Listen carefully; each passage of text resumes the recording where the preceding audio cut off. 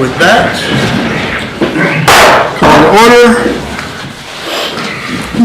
Minutes, Resolution 2536, to accept the minutes of February 5th, 2025. Second. Discussion? All in favor? Let's go. And now we enter our workshop, and our guest of honor today is the president of the Maine County Commissioners Association, Andre Cushing. Thank you, Mr. Chair and fellow commissioners. Thank you for giving me a few minutes. I'm Andre Cushing. I'm a Penobscot County Commissioner. I've been in that role since the fall of 2018, when unfortunately Tom Davis had passed away and I was appointed to fill his term out. We are a three-member commission. Penobscot, as you probably know, is a little bit larger. We're the third largest county, but we operate with many of the same departments you do. I was asked, because of some logistical challenges in December, to consider the role of president of MCCA, and I was honored to be asked, and have some goals which I have printed on this form that I gave you. They're fairly simple. I think strengthening our relationship with some of our partner organizations is important. Certainly you all know the value we have with our sheriffs and our other elected officials, but at times I think since COVID a lot of organizations have kind of not stayed on the track that they might have had before, and so my goal this year is to improve those relations with the Sheriff's Association, the administrators, the Maine Municipal, and some of the other groups that we work with. I think we can speak with a stronger voice in Augusta if we're all sharing, our philosophy and our goals in certain legislation that comes up. There are some serious issues. Chief among them is the manner in which the state views funding jails. It is a continued challenge. We in Penobscot have an older facility, as you're probably well aware. Some of our inmates are guests at your facility. We are grateful for what Sheriff Lancaster and his team have done to help us out with some complications. We are moving slower than I would like, but we're moving towards the day that we will have a new correctional facility and can announce where it is. It will be a greenfield site, not unlike what you chose to do here in Somerset. It will be designed to have the medical and mental health facilities on site so that we're not having to take everyone to the ER or sit on watch in the hospital. So there are a number of those things that we're working through. I would have liked to have announced that and signed the paperwork last month, but you have to do your diligence. The other factor that I want to bring to your attention from the standpoint of Maine County Commissioners is I feel that with over 450 communities and unorganized territories in the state, we are finding that the manner in which government has historically operated in Maine and parts of New England is putting great stress on those officials to do the many mandated tasks. So I'm asking our friends at Maine Municipal, the sheriffs and others, to form a working group with us to find some of those areas where we might collaborate.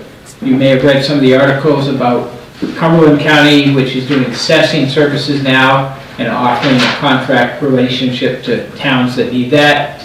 York hired a fire administrator to help them with the rural towns that were struggling with some of the requirements. In the Holland area of our county, they were fire chiefs and citizens that came together to talk about a fire district because they were struggling with manpower and proper administration. They have formed that. They kind of ran into a wall needing some help with the logistics, legal work. They came to the county. We agreed to allow our firm to do that work and draft their bylaws and agreements. We also hired a gentleman who has experience in fire science to be a facilitator. He was successful in helping them get their operation up and running. He's now working with a number of other communities in Penobscot to offer that. My point in that is I think there are areas in public safety where we need to continue those discussions. Representative Ken Fredette from Newport has submitted a bill which will have some interest to you because there are communities in Somerset that came to the initial meeting. I think it was Heartland and St. Albans, at least, that sat down to discuss the possibility of an EMS fire district in southern Penobscot and portions of Somerset. I think we want to look at this as how do we find willing partners that it makes sense for them to work together, as opposed to the state model of kind of forcing consolidation that didn't turn out as well as we'd like. So there will be discussions about the public safety sector. Then you have what I call the public-facing services, animal control, assessing, code enforcement, taking care of your cemeteries, public works. Again, many towns are struggling with that, and I think we all know when we drive around, the snow plow still has to plow the other side of the town line, and if we could come up with some logical, cooperative arrangements that may benefit us all. So stay tuned for that, and I appreciate that you've given us Robert Cezak as our vice president. He's been a pleasure to get to know and work with, and I'll try to keep him out of your county as much as I can. I'd be happy to, Much appreciated. happy to try to answer any questions that you might have for me at this point. But I appreciate the honor of serving, and I'm committed to getting around to all the counties at least once to introduce myself and just to get a pulse of what's going on. Thank you. And we have this little working sheet. Yes, so there are two items here. On one side is my goals, on the other, because of the importance legislatively, we worked on some guidelines that were approved by the MCCA board at our last meeting, and I'll leave this to you to read at your leisure. But the goal is to create some system to this. We have a lot of new people. Of the 60-plus commissioners, over a third of them turned over in the last election cycle. And we are fortunate, I believe, to have more than a dozen former legislators who are there. So I want to harvest that experience and that knowledge to help us in advocating for positions that are important to us at the county level. Great, thank you. Thank Any you. questions or comments for Commissioner Cushing? Well, I'm dying to know what it's like to have a 3-commissioner county as opposed to a 5-commissioner county, and how it came to be that some counties have 5 commissioners and some have 3. Do you know anything? Well, it is interesting. There are actually counties that have more, John. I was at NACO, the National Association of Counties, and sat in on a Wisconsin breakfast meeting where their director explained the difference between what I believe are referred to as the New York model and the Pennsylvania model. So the Pennsylvania model is smaller, the 3 to 5 member boards. The New York model is more of a legislative body with either an elected or a hired administrator. They call them county judges in the south, and they call them executives in the north. And they are elected to a full-time role in many of those states to oversee, as perhaps the chief executive officer would, the duties of managing the county's business, overseeing the staffing and budgeting and whatnot, but also then running the legislative body, which is comprised many times either of districts or communities that all have a representative on the board. But as I understand it, as just from reading the newspapers, in large other areas of the United States, county government is much more involved in day-to-day government operations. And we always hear about county election results, and we don't have anything to do with elections. So, a friend of mine is the treasurer in Maricopa County, which is one of the 5 largest counties in the U.S. And like they 5 are times the size of Maine, I think, in population. it's even Or bigger. more. I think they're something like maybe 4 or 5 million people just in the Phoenix area. But the treasurer there is responsible for taking possession of the physical ballots after the election.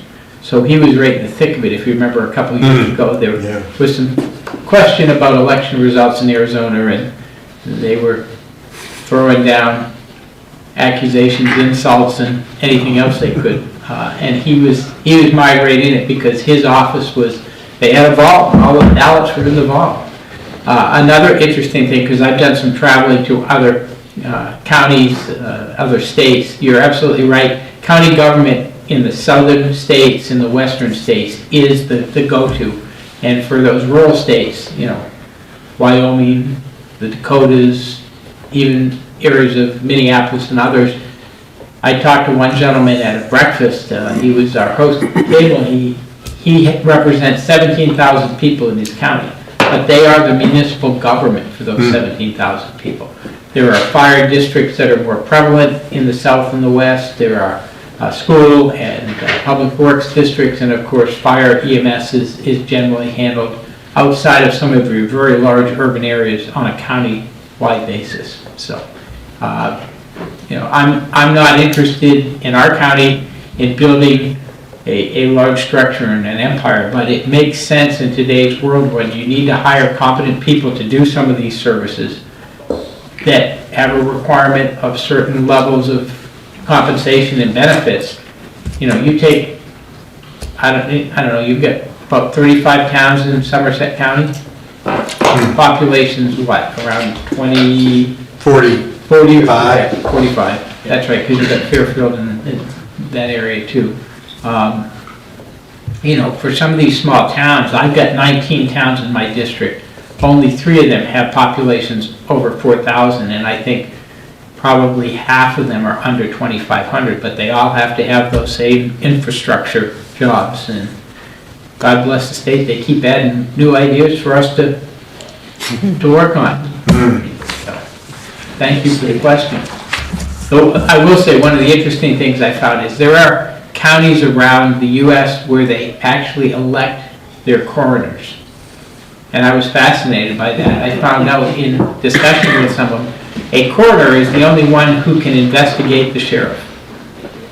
Well, that's interesting. Yeah. Oh, yeah.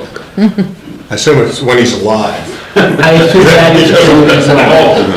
But I wonder what in the heck went on at a point in history that you had to elect your coroner and give the power to check your sheriff out. Well, those hanging judges, I'll tell you. Right. Androscoggin has 7 They do. commissioners. Yeah, I will be down there this evening visiting with them, so. It does make for a little different dynamic, because if there are issues that you have a question on, and there's only 3 of you, you really can't get together and talk about them, because now you're in a public meeting. Right. No. Yeah. So for 5, at least a couple of you can call each other and say, what the heck did he mean? Somerset was 3 for quite a while. Yeah. Yeah, and Franklin just went to 5. So you have, I believe it's 4 counties that have 5, and 1 that has 7, and the rest have 3. And do you find, is there an average sort of frequency of meetings for the commissioners? Well, up until last year when I took the gavel, we used to be every week. Because my predecessor was retired and his wife wanted him out of the house. They met every week. We meet twice a month now. Most counties do twice a month, some only once. And if you've got good administration and they stay in touch with you, you can always call another meeting if you need to. But we all have other lives, and I suspect, like me, some of you might have an interest in the next generation and spending time with them, so it's good. Yeah. We'll be working on some more information that I hope to put out that gives a little more background on county government, because like I'm sure many of you talk to people and go, oh, you're a county commissioner, that's really great. What do you guys do anyway? Yeah. You get that a lot. What's county government do? I think you asked that question the first day. All right, I did, as you noted, provide you with last year's directory. There's some very interesting information in there. We will have the update coming out, which will give you the contacts of all the new commissioners and any position changes that may have taken place. But the website that MCCA maintains also has a few webinars and training. Both Tim Curtis, your administrator, and our administrator, Scott Adkins, and a couple others have put together PowerPoint presentations that I found very helpful to share with people that talk about the different components, who's elected, who's, at the pleasure of those elected officials or you as the commission, and then the roles that we play. Any other questions or comments? Well, thank you. Thank you. Thank you for your time and thank you for what you do. It's important. Well, I'll let you sit right there, and our next workshop is with our Christian Savage, who's the Somerset County Economic Development Committee. Good afternoon. We have an updated proposal, if you want to call it, or intended use of funds. Essentially, it mimics the first draft quite a bit, just shorter language. There are some specifics, but I feel it's still vague enough to move forward and get their take on it. I think the biggest thing is probably that last bullet point under community projects. Of local input of desired outcomes and current needs will take place, and that's really just conversations with individual communities. I can spearhead that for the commission if you want, or you can accompany me in meetings, or we can do Zooms, or just back and forth emails, that's fine. I think it's valid to get that local input though. But again, I don't want the county to be beholden by too many specifics. And I think this has some detail, but not a ton, and we move forward with this and get to the reaction and see what the timeline looks like. It's a good broad scope. Yeah. Under a protective umbrella. Yeah, I think if it's too big, we'd probably have to come back. Yeah. So, a few bullet points, I don't think will hurt. If you guys give me the thumbs up, I'll proceed to meet with the folks at NECDC and provide any updates and go from there.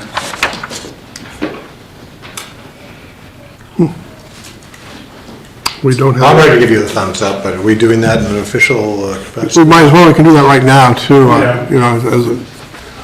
so in a form of a consensus, I suppose we just give you a thumbs up because we've worked on this before. Yeah, and it's a pretty informal agreement and conversation from what I've experienced over the last few years. So if something more formal comes in with this, obviously we'll... Just a quick question regarding those. Are we looking at, equal amounts for each one of those things, or is it varying amounts? It could be all of those funds in one of these buckets or split up. I think it's, my big point is the use of these funds is at your discretion. Right. I asked that question because of the first two on the list, which is where there are much more needed situations than the others. Yep.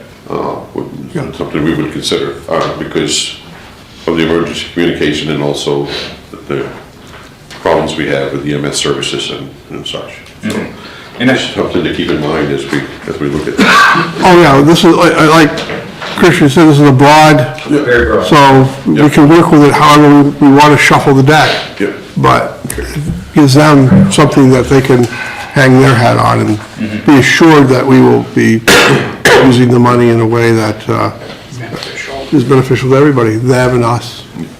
Well, can the minutes reflect that we as a board endorse and support the... If you would like to make a motion, we can just vote on it. Okay, I'll make a motion. Just Sure. Go ahead. one quick question. So, in your final paragraph here, it says the commission will prioritize host community needs and those within close proximity to the corridor.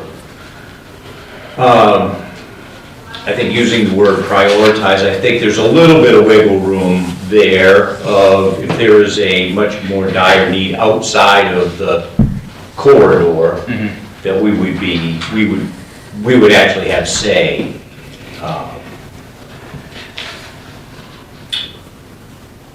Prioritize. Should you say consider instead of? I don't know, that might be a little too strong of a word or not. Good It's call. not shall, We could as do that. opposed to may, but Right. if you, that's, It's neither of those, but it would be good to have something different than prioritize. I like consider. Isn't that what we're talking about? Well, I mean, you could use that word, but maybe rephrase it a little bit. The commissioners will consider the prioritizing of certain situations or whatever, however you want to word it. You still use the word prioritize. I just, by itself, does have a Yeah. feeling of, okay, that's where it's all gonna go. We don't want that. Well, I think we're gonna end up in court whether or not whether we fail to prioritize one need over another. It just seems to me this letter is just sort of a broad umbrella that gives us a wide range of discretion to basically do, as I thought was saying, what we want to do with the respect to this, with these funds. So I don't think it really makes a big difference, but do we want to change the language? Is that what you're suggesting? I don't know, you got, I just feel down the road when You know. you're not here, I'm not here, you're not here, 6 years down the road, 7 years down the road, whatever it is, somebody looks at this and says, okay, they will prioritize, these programs. I mean, I would hope that they would look at that, what the original intent was, but. Well, I would suggest that we change it to consider then, because I think that waters it down a little bit and but still carries the same intent. I mean, you could even water it even more than that and just, say that the commission will have say of whatever situation. I mean, I don't know how you'd want to word it, But I think in your experience with them, they tend to prefer the projects at least near that, whenever possible. We've already used consider in the second word here. I think if we use maybe appraise rather than prioritize. Well, from the outside looking in, reading this, the executive team commission was prioritize host community needs and those close to the corridor. So that almost sounds like the community in which the corridor is in is going to get priority over the rest of the county. that's my That was the tone I felt they were delivering this last round. Initially, the county was much more bullish, and we don't have the weight behind us as we did 7 years ago, because so much has changed. And so that first disbursement was spent very far away from host communities. And so in the report I'm going to send with those projects that were funded in the first drawdown, I think it'll paint a clear picture. That first disbursement wasn't spent really anywhere near the corridor. Well, still, we could still say. But again, it's like We still discretion. say first appraise rather than prioritize. Appraise?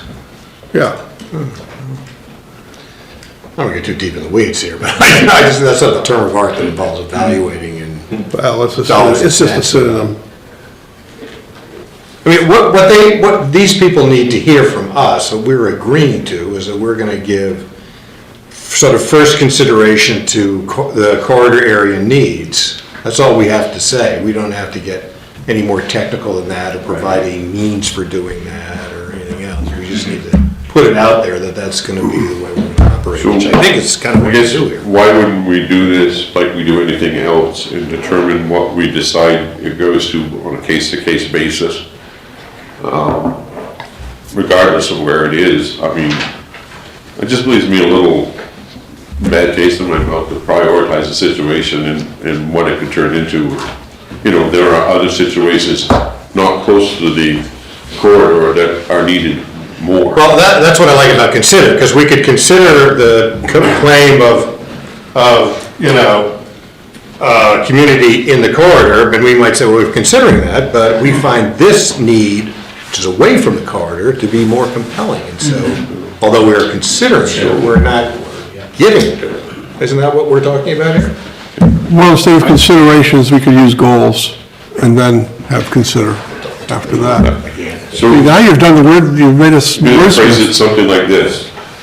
Commissioners will give consideration to prioritizing projects close to the corridor on a case-to-case basis. Something that puts consideration in there.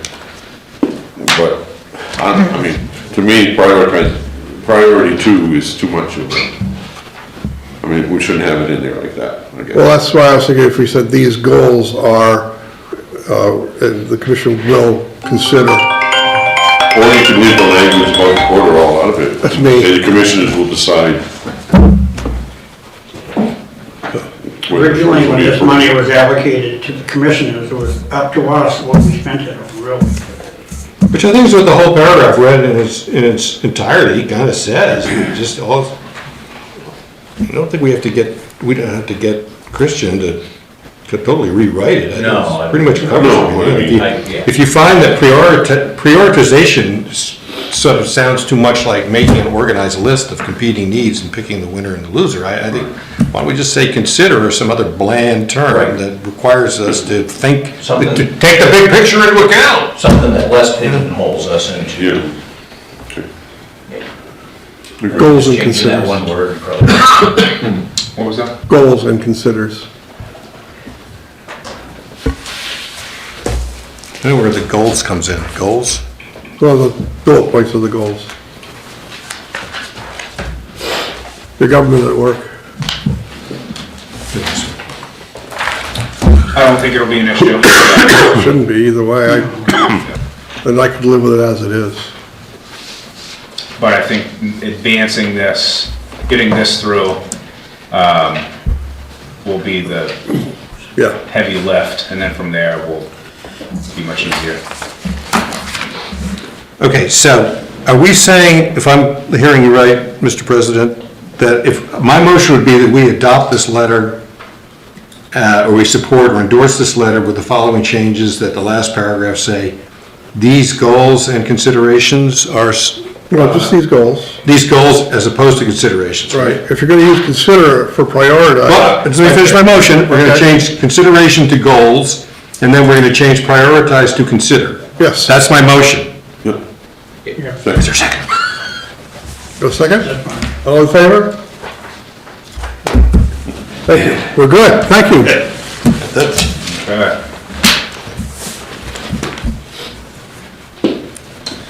We're all set? I think that's it. I'll update you with where we stand. It's not too speedy of a process, but I'll get on it and Yeah. report back. Great. Thank you very much. Thank you. Our third workshop is policy review, fund balance. Yes, Tim asked me to take a look at our fund balance policy, and I gave you a draft of what I put together. I tried to tie it into more of what we're actually doing and actually our audits. When you go through an audit at the end of the year, our current auditors group our fund balance into these 5 categories. So this will mirror what you'll see in our year-end audit. So the 5 categories is non-spendable, and really what that is mostly for us anyways, is prepaid. We have some contracts that we prepay, but they go across multiple fiscal years, so that balance is kept as like a prepaid account, but for audit purposes, it's considered non-spendable. Okay? Then we have restricted, and it's for a specific purpose, but in our situation, the majority of the restricted funds are our grant funds. They have special legal requirements, and the funds can only be used for special purposes. We categorize those as all restricted. Committed to us mostly is capital funding. It's funds that during our budget process we set aside for specific items to be spent for specific reasons. Also committed is some of our undesignated fund balance, if we're using it to help balance our budget or offset taxes, it's considered committed. Assigned currently, the funds that we have that are categories as assigned are mostly our opioid funds that we're receiving from the different settlements, those are considered to be assigned. They still have restrictions on what we can use them for, but they're assigned for, I guess, bookkeeping reasons. Everything else falls in this undesignated assigned, which we usually call undesignated fund balance.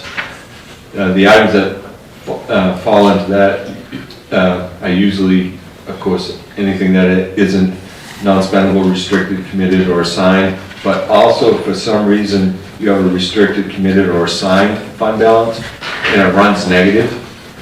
Because it runs negative, it goes into unassigned because in theory, the commissioners have to assign money to that to bring it back to a positive balance. So that's the 5 different categories associated with the fund balances. Okay? Now, when it comes to, Can you yes, I finally got the right page to look at. The non-spendable, can you run that by me again?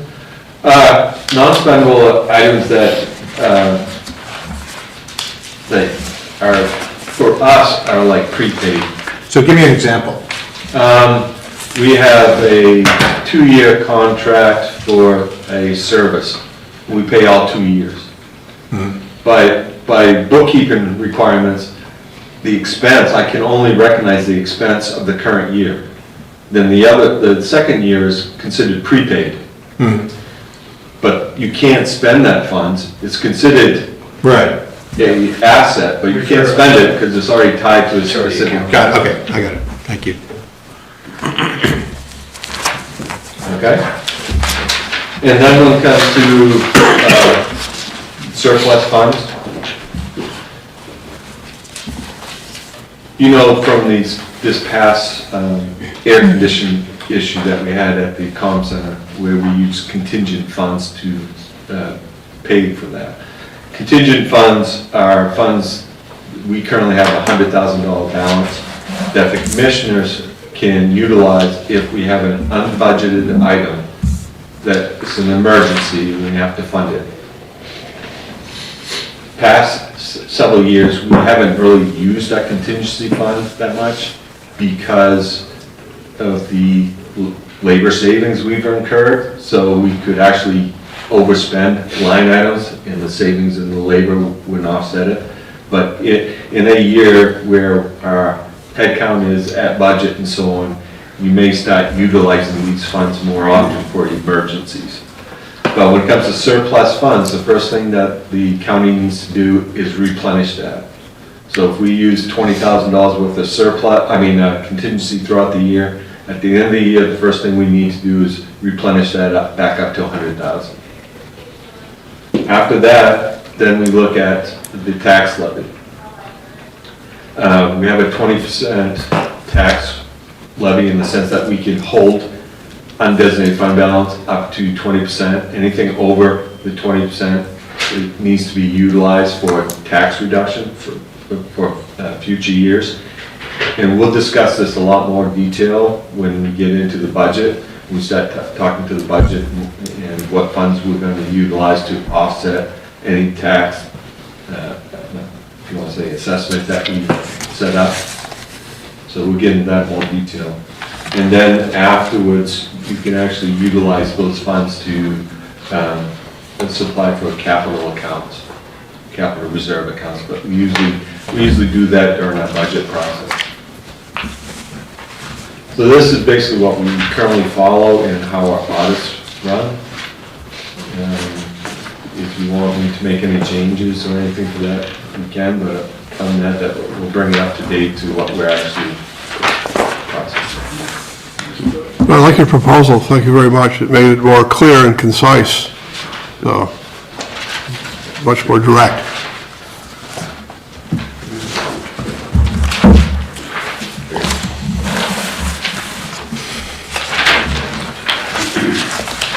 So we can put this on the agenda for next time to pass it on our next meeting's agenda. We'll have that as a resolution to accept the proposal. Any questions for the policy review or comments? All right, thank you. Moving along. Public hearing none, public comment to allow members of the public to comment or reserve time to speak on an upcoming agenda item. I see no members of the public here. New agenda items from the commissioners? Nothing? Thank you. The administrator's report, he's not here. You probably saw that in your packet. We're all set, and I'm going to skip over Patrick just for a minute, because I want Dave to speak for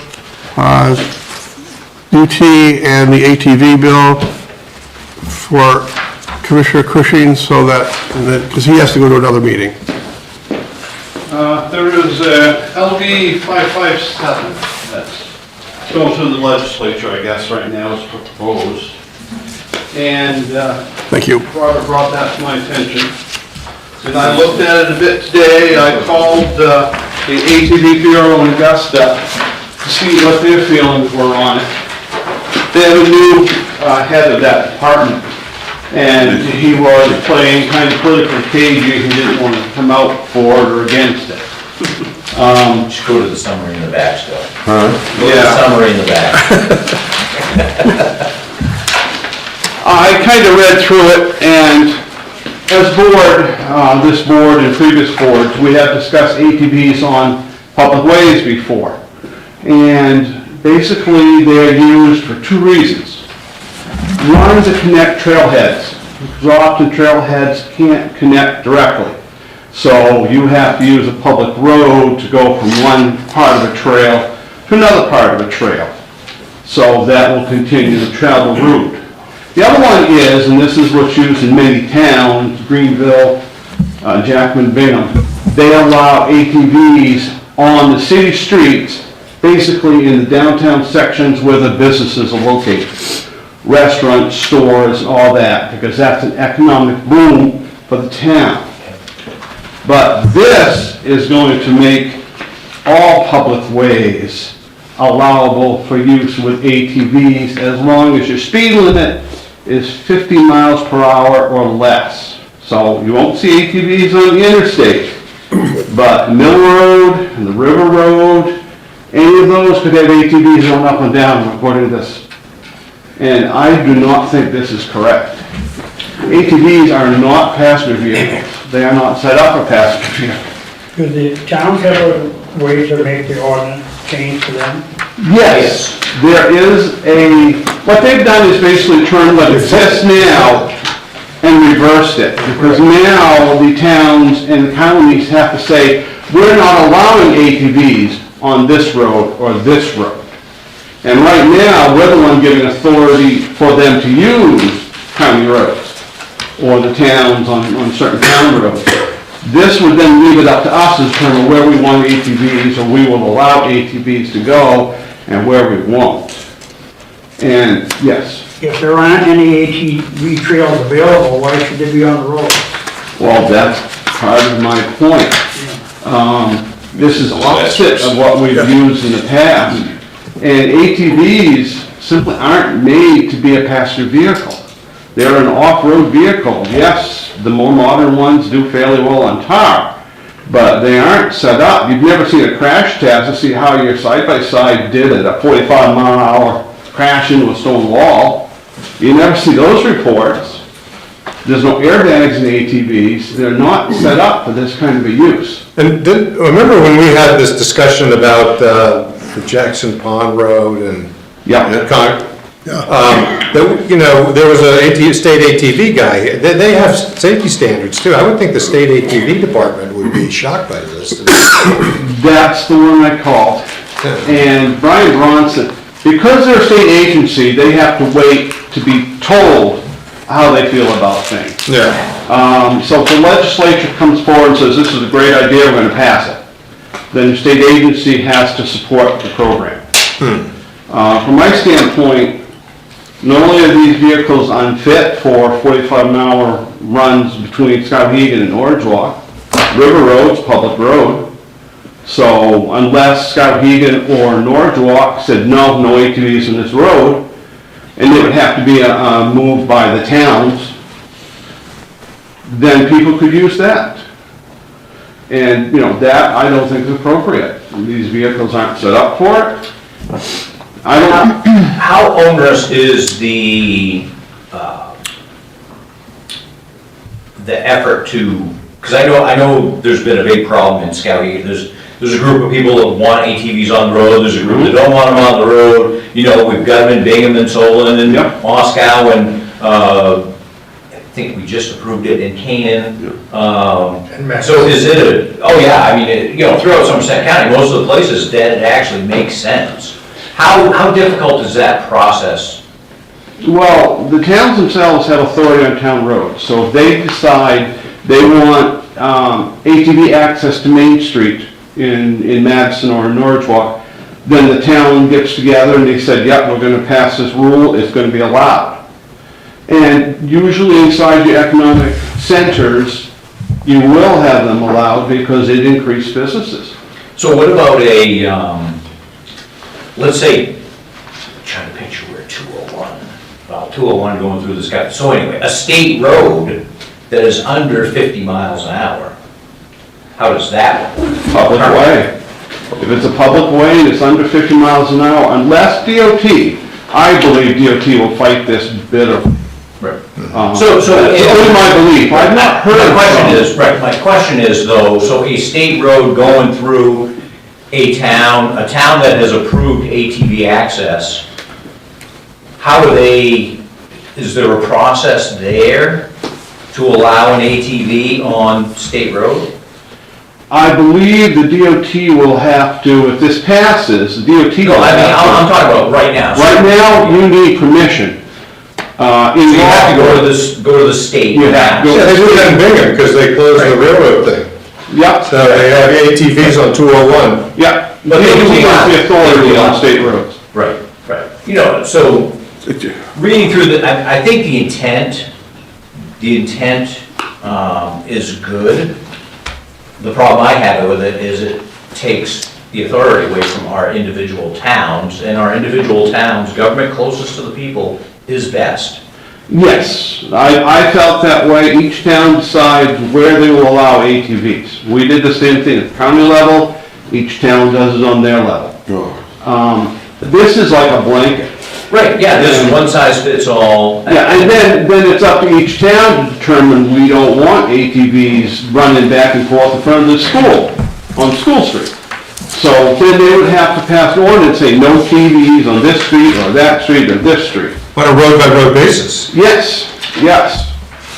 Well, have there been any studies that actually show that, like, having ATVs parked at a restaurant materially increases the I'm sure better for the economy, as opposed to showing up in an RDO or something? Yeah. So has anyone ever studied that, or they just assume? I have not looked up any, but if I was putting my money down, it's a huge economic benefit for the towns to have ATVs accessing Main Street businesses. Is there any downside to that anyone's ever evaluated? Like There is, yes, there's always downside. older people that don't like dodging their cars in with ATVs? How about insurance? Insurance, I know all the people that are on board. they mentioned in here that everyone that's running their ATVs on these public ways must carry insurance. And part of my looking at all of these restrictions and regulations are who's going to enforce this? You're gonna have to go to the state to get your vehicle registered. I don't understand if it will be the exact same registration there is now, or whether it's gonna be a modified registration. On page 3, I think it is, maybe page 4. Actually, it says page 2 in here, but there's a list like this. And a lot of the things they require, such as blinkers and brakes and all of that stuff, if your vehicle came equipped with them. Well, a lot of ATVs don't have blinkers on them. So, that means you're going to be running up and down Main Street, and then actually we're talking about high speed going from town to town. You won't have blinkers. They do have brake lights, or I believe all of them have brake lights, but some of them don't have blinkers. They're not set up for high-speed use on tar. So it's early yet in this process. Who have you spoken to and what sort of sense in likelihood that this is gonna get traction? The only people I spoke to was the new head of the ATV department in Augusta, whose name I don't remember. Brian Bronson works there for decades. So what was the sense you got from him on support? He basically, he wouldn't commit himself. And he says the DOT is going to lead this fight, and I think DOT will be against it. I haven't spoke to DOT yet, but I know we had struggled getting a section of the road in Rockwood approved for ATV use because there's a stretch that's 45 miles per hour. And they don't like to have ATVs on roads with that kind of speed, especially with truck traffic. Right. And they did give us permission for a small section. We actually have them missing a section of 45 miles per hour road by going down a county road, a village road, and then going down, around, and back up by where the gas station is in Rockland. So there are maybe 100 yards of the 45 mile per hour road, that's all. That's way before Jack and we're just talking. Can I ask Chief Mitchell a question about that? Absolutely. What will this do to your traffic routine and traffic stuff for your deputies? We haven't encountered any problems with it yet. I mean, Bingham's been doing it for a while, Jackman's been doing it for a while. Madison just opened up a couple of years ago, that all the downtown roads in Madison now are open. The signs posted everywhere for ATV traffic, because the area businesses want it. We haven't encountered any issues yet. And you also say the last time we- Route 2 opens up to. yeah, other than It's like, the section because of the trouble Bingham has had, there's a section on 201 where they drive on the breakdown lane of 201. Sometimes they're travel lane, but, yeah, 3 miles on 201. So 3 miles. You can drive down the breakdown lane. I mean, our town in St. Albans, most of our town roads are accessible, the four-wheelers, they made those, through the townspeople voted to have those. But where I lived and where I'm living now, just up the road, the ATVs access that road, and they come up over the hill from the store, and the front wheels are right off them. Yeah. But as I recall from our last discussion on the Jackson Pond Road, the sheriff's office said, we can't patrol ATVs, we don't have the manpower, we can't enforce ATV laws. That's what you said, now you're saying, Yeah.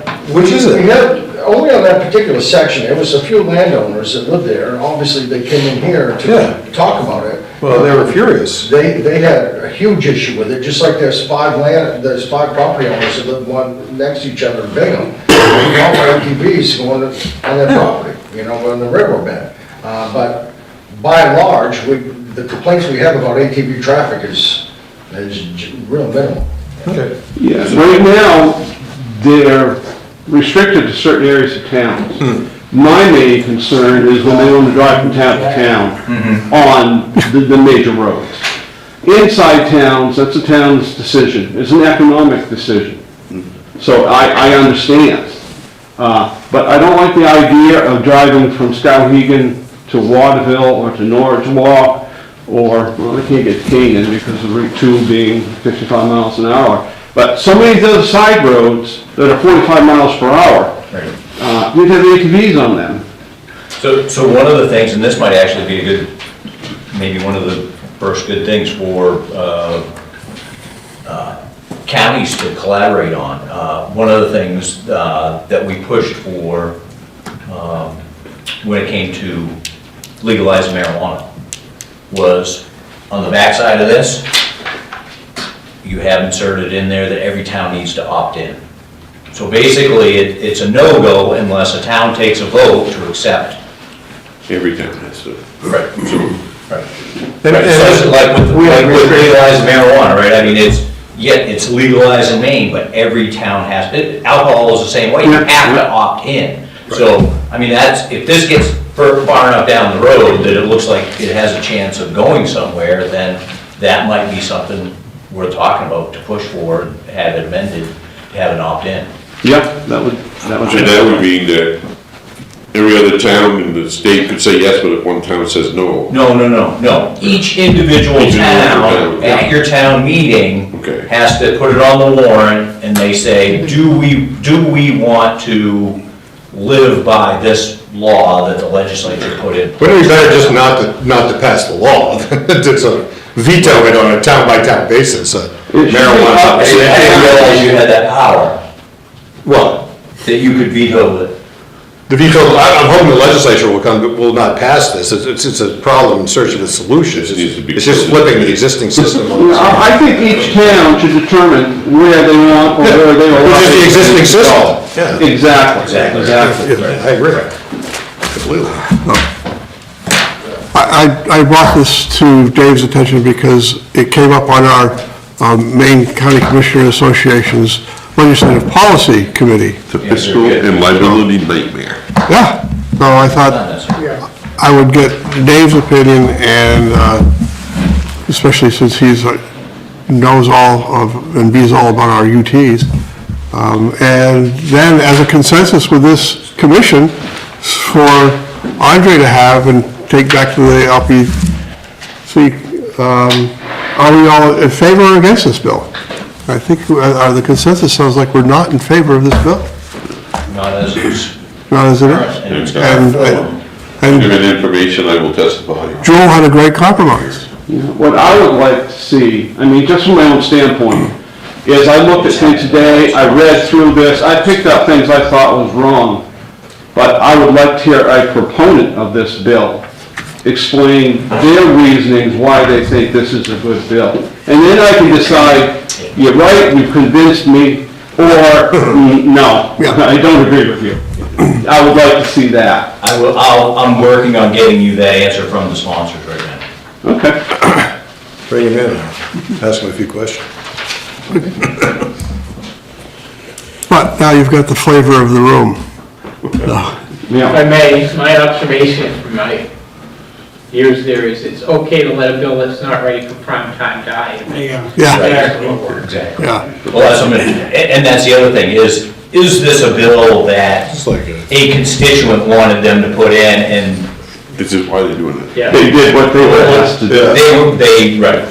Like when a constituent wants you to put in a rubber worm bill to ban use of rubber worms in every public. Yeah. You just, yeah, you just have to know it. If I may, Mr. Chairman, I was talking with a friend from Mississippi. When he was speaker, he had a legislator come in that was upset because he'd gone to a restaurant and ordered sweet tea, and the restaurant didn't have it. So he wanted to put in a bill requiring all restaurants to carry sweet tea, and he was advised that it was a very stupid idea and would not be considered. Probably primary to Mount. Do not die on that hill. Yeah, that's not. You haven't lived down south. No. So, David, do you have any other reports for us? No, that was it. Okay, thank you very much. Thank you. Appreciate it. Andre, it's almost 4. I know you need to get to your next meeting. Thank you very much. It's been a pleasure to be with you. I'll look forward to seeing you all again and keep up the good work. I'll see you on the 28th anyway. Thank you for coming. Patrick, we're back to finance. Really no major change in the outlook for the year. Tim did finish up the department head meetings, so when he gets back from his vacation, to finalize the numbers, and I'll be printing off a packet for you to have before the next meeting, so you can review it. And I guess the next commission's meeting, we're gonna start around, what, 9 o'clock, 9 o'clock? 9:30, something like that anyway. We'll start. Oh, godforsaken hour. And that is going to be, our next meeting is First Wednesday of March. the 5th. Is that our budget meeting? Yeah, Because I'm looking at this calendar here, it says, that's old, that's wrong. okay. Yeah. We changed that at our last meeting. So is this a good time to ask if there's anything coming down the pike from a budget, in the budget department, about new initiatives or big budget items that are going to substantially, is it a routine year, so to speak, with the usual increases, or is there some big ask from some department that is going to? This year, there's only one one new position. Considering like last year, there was like 4 or 5. Yeah.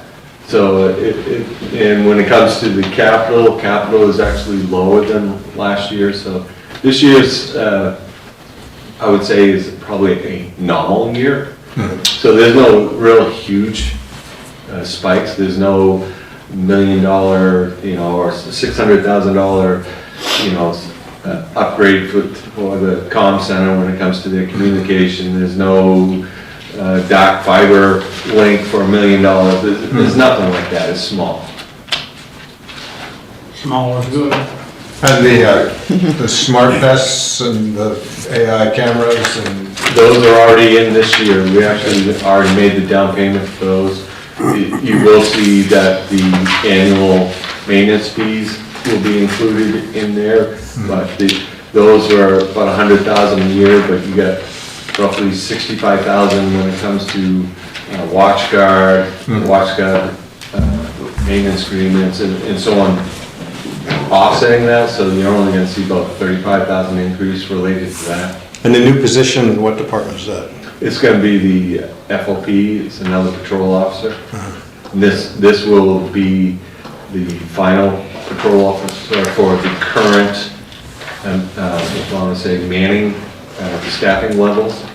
I'm not saying that 5 years down the road or whatever, that there's a new requirement for a different staffing package, but based on the current staffing package of, was it 5-5, basically 5-5-5-5, or whatever, the north and the south side having 5 officers on with a sergeant. And we have 2 UGs. Yeah. Okay. So that will be the last one, in the sense that my understanding is FY 2027, there will not be a request for additional officer at the current staff level. No, what I'll do is when I send it out, I'll give you a high-level overview of the changes from FY 2025 to FY 2026. That'd be helpful for me, because as, I hesitate to admit, but, I'll be in Florida, and sometimes my ability to focus on these issues, Will you be although I try real hard, I'll be zooming, but. You'll be zooming. Sometimes it helps to find out in advance what's going on. Yeah. So, I'll thanks. give you the clip notes. Okay, yeah, Cliff, those are great, monitor. Any other questions or concerns? Thank you. And we can move on to no unfinished business, new business, resolution 2537. Yeah? The chief. Keep the tips and Yeah, share. I don't have anything big put out, basically about 380 calls for service last week, which is pretty consistent this time of year. Our new civil deputies have new secretarial staff that's been working and training the last couple of weeks. It's going to fit in very well. Any word on vehicles? Vehicles, we just got the first 2025 Tahoe. We just got one in, and we relayed it down to Yankee to outfit it. Should be two weeks to a month. I'll go back and see it on the road. Okay. Did we ever get the vehicle from O'Connor's? Oh yeah, that's They got it. being used as we speak. Okay, very good. Is that a Yukon also? No, that one was a, Do we have any of that? no, Tahoe, so on the Tahoe, okay. same thing. Yeah, same as Chevy versus.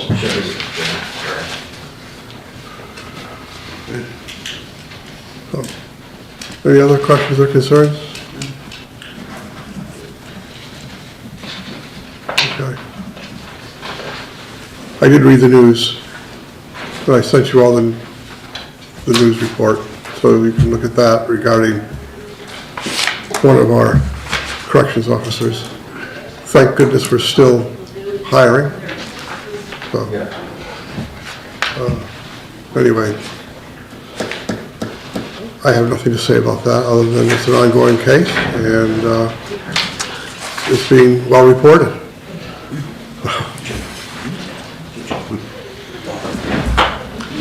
All right, moving on.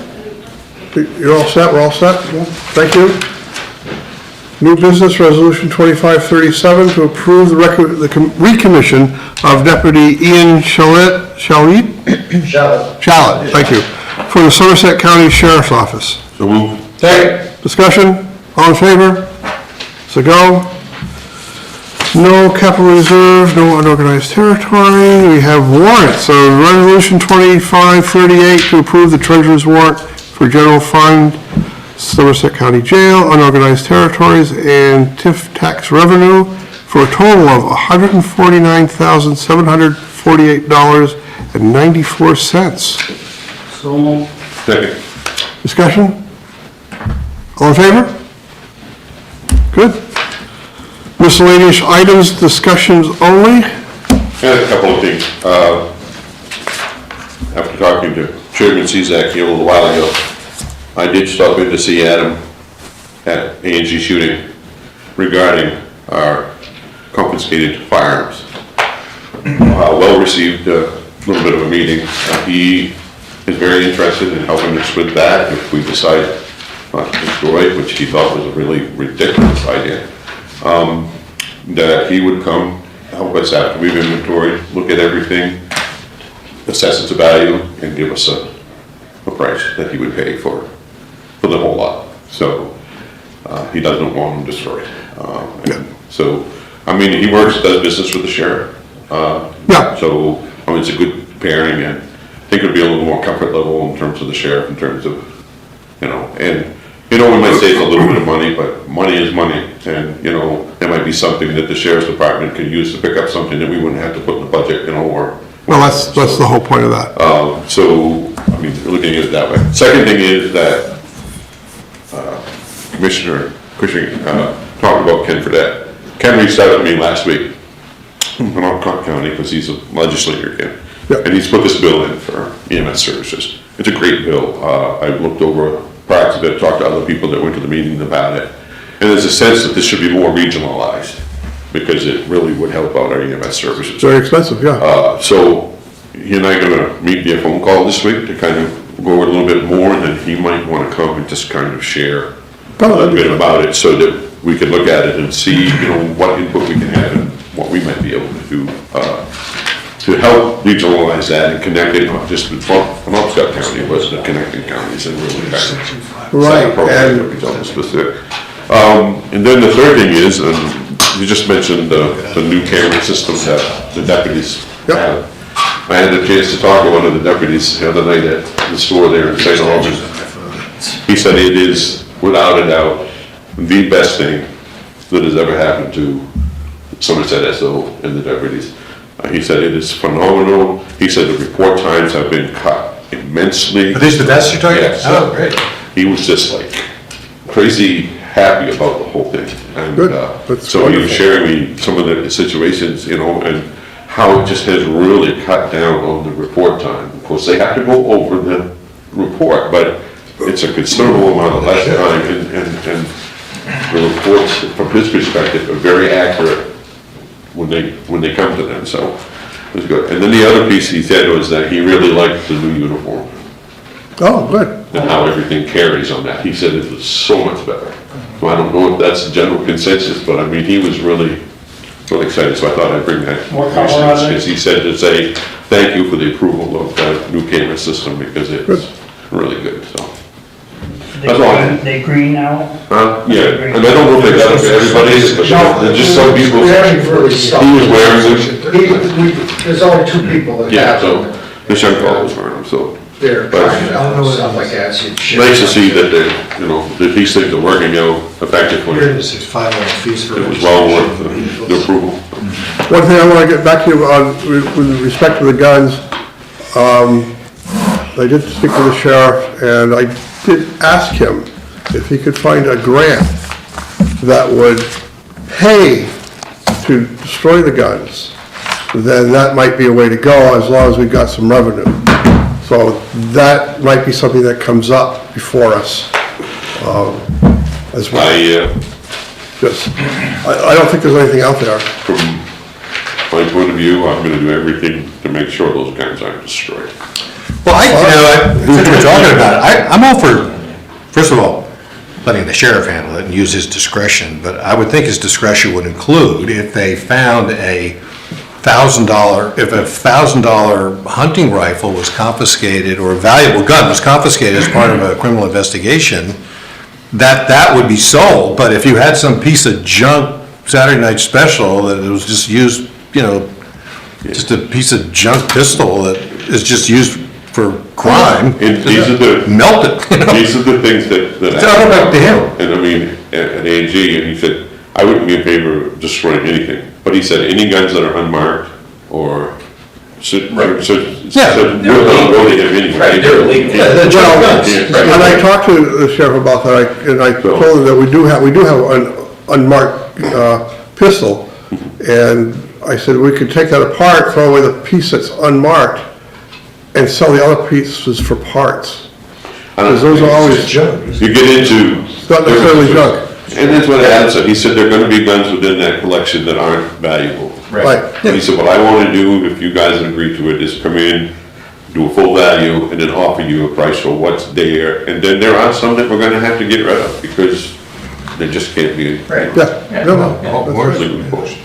I don't agree with just offering it to one gun dealer or person that. We don't necessarily have. We have to, if we're gonna sell the guns, we need to open it up to the. Right. I agree with that too. Well, I agree with that. I just was gathering information to see the interest, and We had two. because Adam, I mean, the sheriff does most of the business with AG shooting, so it would be a good Pine tree. turnaround, but no, we would open it up. Oh, no. And then, I would I was just open it up as an option to, for multiple dealers. That way they can all, well, he said that Explain to you what a Right, he's- concern is. he gave him a price to buy now. yeah, that would, We have an auction, it should be. I just- open to all. that should be, well, the thing is, it should be open to It may everyone. not be a whole lot of money, but the reality is, money is money. So anyway, I agree with you, Patrick, on that respect. Yeah, we do. So- Stay in line with everything else that we've been doing with Yeah. open bid processes and. Well, it's just transparent and open bidding. I don't wanna leave Adam down. Well, He would be interested in he can make a bid at the, bid for the whole lot. yeah, he can make a bid. Time and manpower. They just do it off. We need to make sure they're also a registered gun dealer. If we open it up, I didn't want an individual. Oh, well, they have to be ethical licensed. Yeah, well, we must. Different things have value to different people, right?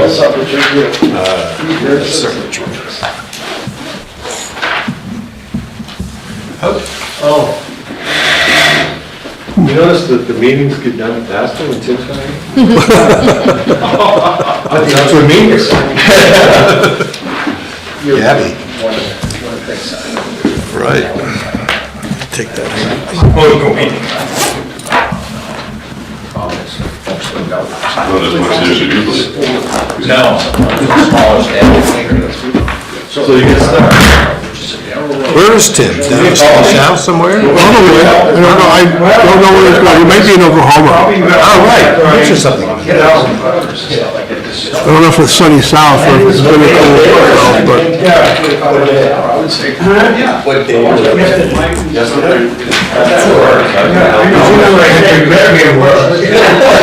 No, maybe. Yeah, that's what I thought I was pushing it, went out there and I found a little rock on the other side. And that's what, and this is much Yeah. It's a clue. I did my driveway.